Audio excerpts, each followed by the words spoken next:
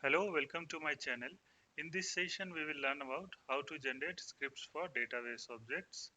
So before starting, please subscribe to our channel for more related information. So let's start. We will go to SQL Server Management Studio.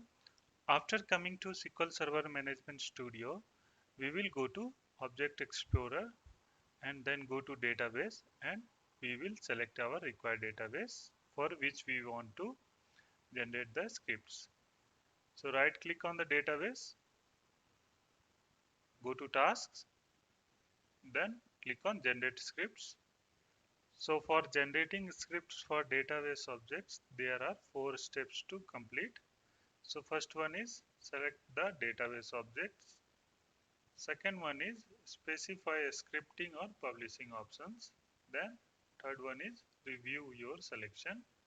And fourth one is generate scripts and then save or publish them. So now we'll click on next. So next thing is we need to select the database objects for which we want to generate the scripts. So here either we can select entire database and all database objects, or we can select specific database objects. So to select specific database objects, we will select specific database objects option, and then we will select our specific database objects. So here we can see the entire database objects like tables, views, stored procedures, and we can select our specific objects. So now here we will select entire database. Now we'll click on next. So here we need to specify how a script should be saved or published. So what will be the output type, where to save. So here we can change the path where we want to save our script.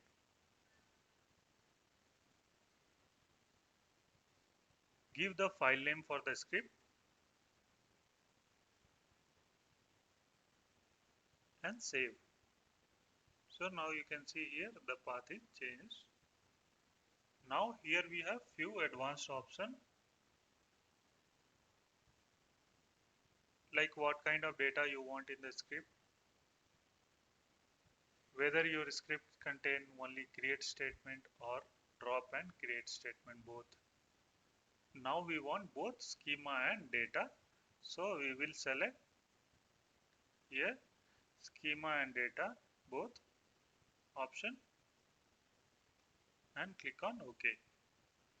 Then we will go to next. Here you will see the entire summary of your selection. Now we will click on next. So after clicking on next button, the file will be saved to the folder which we have given on the scripting option. So let's see.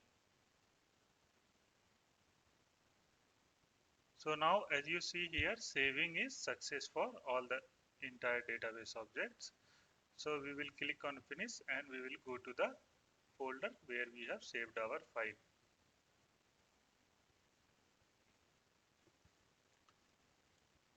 Let's open the file. So here you can see the entire information related to the database objects, like creating database, then alter database,